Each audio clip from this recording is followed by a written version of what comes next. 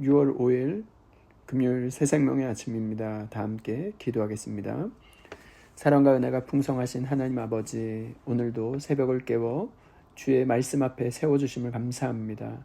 우리의 마음이 하나님에게서 멀어지지 않게 하시고 작은 방심이 큰 무너짐으로 이어지지 않게 하여 주옵소서. 오늘 말씀을 통하여 우리 자신을 되돌아보게 하시고 날마다 주님 앞에 깨어지는 믿음을 허락하여 주옵소서. 감사없고 살아계신 예수 그리스도의 이름으로 기도하옵나이다. 아멘. 오늘 우리에게 주시는 하나님의 말씀은 사무엘하 11장 1절로 5절 말씀입니다. 그 해가 돌아와 왕들이 출전할 때가 되매 다윗이 요압과 그에게 있는 그 부하들과 온 이스라엘 군대를 보내니 그들이 암몬 자손을 멸하고 랍바를 에워쌌고 다윗은 예루살렘에 그대로 있더라. 저녁 때에 다윗이 그의 침상에서 일어나 왕궁 옥상에서 거닐다가 그곳에서 보니 한 여인이 목욕을 하는데 심히 아름다워 보이는지라. 다윗이 사람을 보내 그 여인을 알아보게 하였더니 그가 아뢰되 나는 엘리암의 딸이요 햇사람 우리아의 아내 밧세바가 아니니이까 하니, 다윗이 전령을 보내어 그 여자를 자기에게로 데려오게 하고 그 여자가 그 부정함을 깨끗하게 하였으므로 더불어 동침함에 그 여자가 자기 집으로 돌아가니라. 그 여인이 임신함에 사람을 보내 다윗에게 말하여 이르되 내가 임신하였나이다 하니라. 아멘.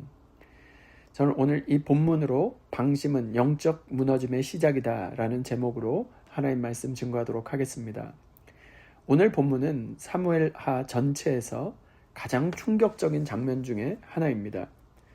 우리는 지난 며칠 동안 아름다운 다윗을 살펴보았습니다. 사무엘하 9장에서 다윗은 어떤 사람이었습니까? 죽은 개 같은 무비보셋을 찾아내어 왕의 식탁에 앉힌 사람이었습니다. 헤세드, 언약의 사랑을 베푼 사람이었습니다. 사무엘하 10장에서는 다윗은 어떤 사람이었습니까? 오해를 받아도 선의를 잃지 않았습니다. 전쟁 가운데서도 하나님을 신뢰했습니다. 하나님의 마음을 붙든 왕이었습니다.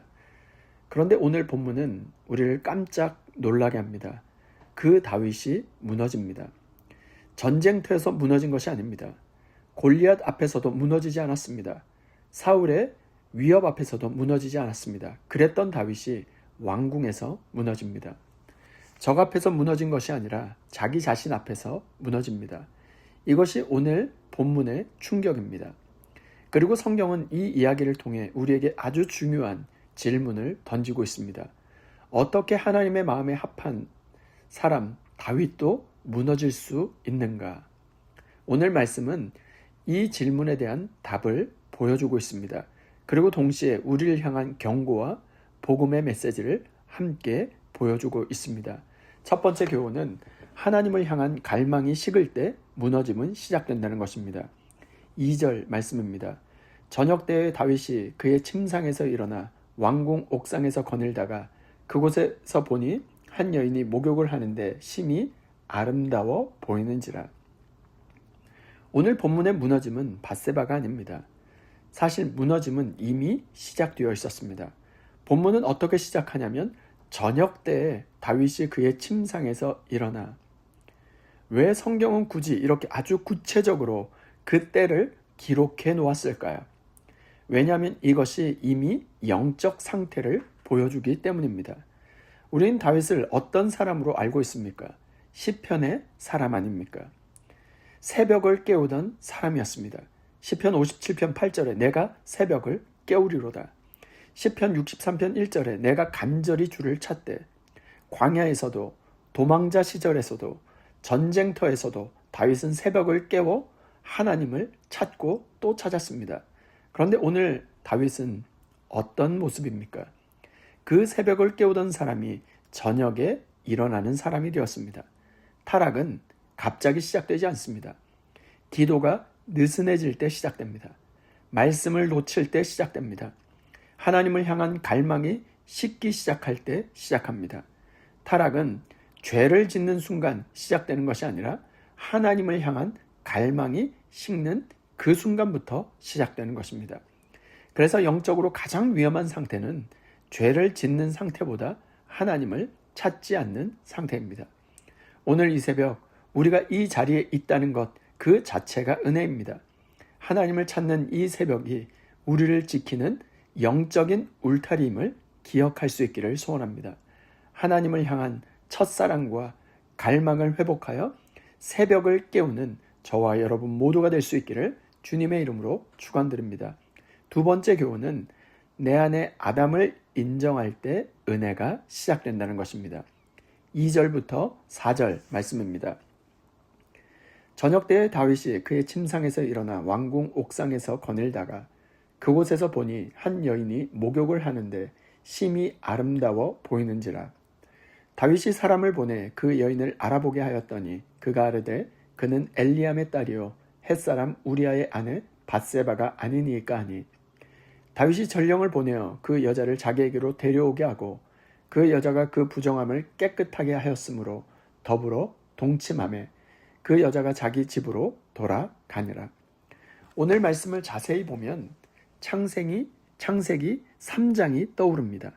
창세기 3장 6절에 여자가 그 나무를 본즉 먹음직도 하고 보암직도 하고 지혜롭게 할 만큼 탐스럽기도 한 나무인지라 여자가 그 열매를 따먹고, 하와도 보았습니다. 다윗도 보았습니다. 하와도 탐했습니다. 다윗도 탐했습니다. 하와도 취했습니다. 다윗도 취했습니다. 그런데 여기서 멈추면 안 됩니다. 본문을 좀 더 구체적으로 따라가 보면 바로 이렇습니다. 다윗이 보았습니다. 2절에 보니 한 여인이 목욕을 하는데 심히 아름다워 보이는지라. 탐했습니다. 3절에 다윗이 사람을 보내 그 여인을 알아보게 하였더니, 이미 마음이 움직였습니다. 멈출 수 있었습니다. 그러나 멈추지 않았습니다. 취했습니다. 4절에 다윗이 전령을 보내어 그 여자를 자기에게로 데려오게 하고 더불어 동침하며. 죄가 어떻게 움직여가고 있는지 그것이 보이십니까? 처음에는 보았습니다. 그 다음에 탐했습니다. 그 다음에 취했습니다. 죄는 이렇게 움직입니다. 한 번에 무너지지 않습니다. 단계적으로 조용하게, 그러나 멈추지 않고 앞으로 나아갑니다. 보는 것에서 멈출 수 있었고, 탐하는 데서 멈출 수 있었고, 전령을 보내는 것에서 멈출 수 있었습니다. 그러나 다윗은 매 단계에서 멈추지 않았습니다. 창세기 3장 6절에 하와가 선악과 나무를 본즉과 사무엘하 11장 2절에 다윗이 밧세바를 보니는 히브리어로 똑같은 단어를 사용하고 있습니다. 성경은 일부러 같은 구조를 사용합니다. 왜였을까요? 다윗의 문제는 단순히 성적인 유혹이 아니기 때문에 그렇습니다. 에덴 동산 이후 모든 인간 안에 존재하는 죄성의 문제입니다. 다윗 안에도 아담이 있었습니다. 오늘 우리 안에도 아담이 있습니다. 그러나 기억하시길 바랍니다. 아담의 이야기는 에덴에서 끝나지 않았습니다. 다윗의 이야기도 사무엘하 11장에서 끝나지 않았습니다. 하나님은 무너진 아담을 찾아오셨고 무너진 다윗도 버리지 않으셨습니다. 내 안에 아담을 인정하는 그 자리가 하나님의 은혜가 시작되는 자리인 것입니다. 우리 안에 아담이 있다는 사실을 인정할 때 비로소 예수 그리스도가 필요한 사람이 되는 것입니다. 내 안에 아담을 인정하고 십자가 예수 그리스도를 은혜를 구하는 저와 여러분 모두가 될 수 있기를 주님의 이름으로 축원드립니다. 말씀을 마무리하고자 합니다. 오늘 말씀은 우리에게 두 가지를 가르쳐 줍니다. 첫 번째, 하나님을 향한 갈망이 식을 때 무너짐은 시작된다는 것입니다. 두 번째, 내 안에 아담을 인정할 때 은혜가 시작됩니다. 그러므로 하나님의 은혜를 구하는 새벽을 깨울 수 있기를 소원합니다. 하나님을 찾는 자리를 지키시길 바랍니다. 그리고 내 자신을 신뢰하지 말고 하나님의 은혜를 신뢰하시길 바랍니다. 혹 넘어지셨습니까? 혹 실패했습니까? 오늘 본문은 여기서 끝나지 않습니다. 사무엘하 11장 뒤에는 시편 51편이 있습니다. 회개의 눈물이 있습니다. 그리고 그 뒤에는 여호와께서도 당신의 죄를 사하셨나니 라고 하는 복음이 담겨져 있습니다. 오늘도 주님의 은혜를 붙들고 살아갈 수 있는 저와 여러분 모두가 될 수 있기를 주님의 이름으로 축원드립니다. 이 시간 주신 말씀과 공동의 기도 제목으로 함께 기도하겠습니다. 첫 번째, 주여 하나님을 향한 갈망을 잃지 않게 하시고 날마다 말씀과 기도의 자리 예배의 자리를 지키게 하옵소서. 두 번째, 내 안의 연약함과 죄성을 인정하게 하시고 나 자신을 의지하지 아니하고 오직 십자가의 은혜만 붙들게 하옵소서.